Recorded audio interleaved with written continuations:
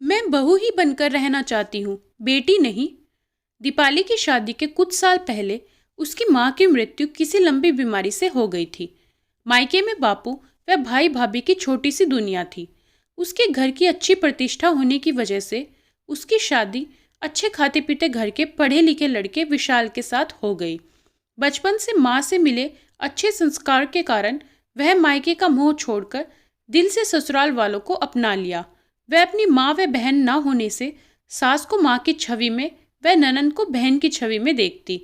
जब वह शादी करके ससुराल आई तो उसकी सासू माँ ने कहा, देखो दीपाली, हमारे यहाँ बहू व बेटी में कोई फर्क नहीं समझा जाता। मेरी एक बेटी ससुराल गई तो तुम दूसरी बेटी बनकर इस घर में आ गई हो। दीपाली बहुत खुश होकर बोली कि मम्मी जी, मैं बहुत खुशकिस्मत हूँ कि आपने मुझे बेटी का मान दिया। मैं भी आपको अपनी माँ की तरह समझूंगी। फिर कुछ रस्मों रिवाजों के बाद एक सप्ताह के लिए हनीमून पर चली गई। वापस आने के बाद मम्मी जी बोली कि बेटी, आज तुम आराम कर लो। ठीक है माँ। दीपाली बहुत ही खुश थी। वह अपनी किस्मत पर नाज कर रही थी कि उसे इतनी अच्छी सास मिली है। दूसरे दिन सास ने दीपाली को कहा कि आओ बेटा, मेरे पास बैठो, तुम्हें इस घर के कामकाज के बारे में थोड़ा बता दूं।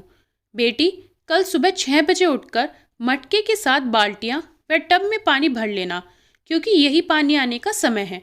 बाद में सबके लिए सुबह की चाय व कॉफ़ी बना देना। व नाश्ते में पराठे के साथ जूस निकाल देना। और हाँ, अपनी पसंद भी एक चीज़ और बना देना। बस ज़्यादा तकलीफ नहीं करना, ये बहुत है। मालूम है ना बेटी, आजकल काम वाली कितना गंदा काम करती हैं। सुबह तो वह झाड़ू पोछा कर देगी, लेकिन एक बार शाम को फिर से झाड़ू लगा लेना। अब मेरी बेटी के होते हुए क्यों टेंशन करूं? तू तो मेरी प्यारी बेटी है। नाश्ते के बाद घर को झाड़ पोंछ कर नहा लेना। वह उसके बाद सबके लिए लंच बनाकर सबको खिला देना। बाद में किचन साफ करना।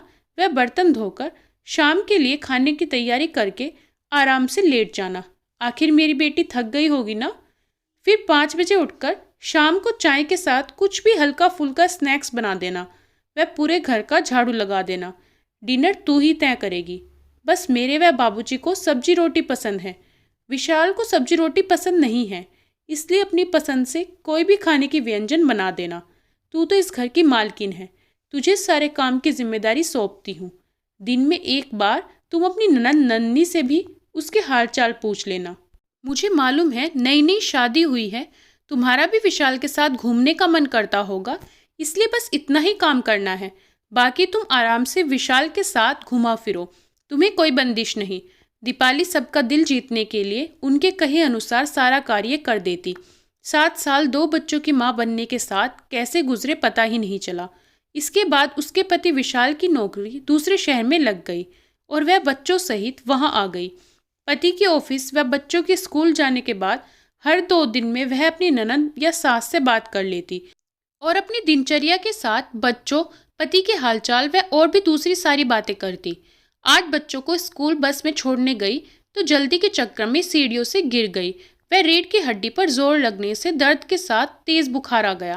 वह पूरा शरीर सूजन से भर गया। वह चलने फिरने की स्थिति में भी नहीं थी। डॉक्टर को बताया, वह दवाइयाँ दी गई। रह रहकर दर्द से करहा उठती। इस कारण वह अपनी सास व ननद को फोन नहीं कर पाई।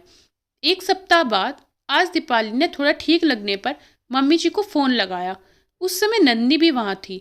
वह कुछ बोलती उसके पहले ही उसकी सास व नंदनी ने बोलना शुरू कर दिया कि विशाल तो नौकरी में व्यस्त रहता है, इसलिए तुम्हारी जिम्मेदारी बनती है कि समय पर फोन कर दिया करो। तुम कितनी गैर जिम्मेदार हो, इतने दिन तुमको एक फोन करने का भी समय नहीं मिला। वह अपनी तकलीफें बतानी शुरू कर दी।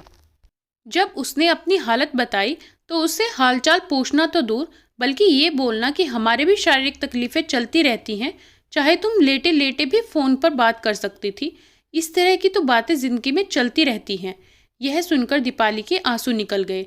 आज उसे लगा कि अपनी माँ व सास में कितना फ़र्क है। वह तो माँ समझकर उन्हें फ़ोन लगाती, पर उन्होंने बेटी समझकर कभी तकलीफ़ महसूस नहीं की। दीपाली एकदम असहज हो गई। थोड़ी देर बाद में वह कुछ सहज होकर अपनी सास से बोली कि मम्मी जी, आपने मुझे बेटी कह कहकर पुकारा, आपकी बहुत मेहरबानी है, पर अब मैं चाहती हूँ कि मैं बहू ही बनकर रहूँ, मुझे बेटी नहीं बनना। और दीपाली ने फ़ोन रख दिया। रिश्ते दोनों तरफ से निभाए जाए तो रिश्ता मधुर रहता है। दोस्तों, कहानी कैसी लगी कमेंट करके ज़रूर बताएं। कहानी पसंद आए तो वीडियो को लाइक, शेयर और चैनल को सब्सक्राइब ज़रूर कीजिएगा। धन्यवाद।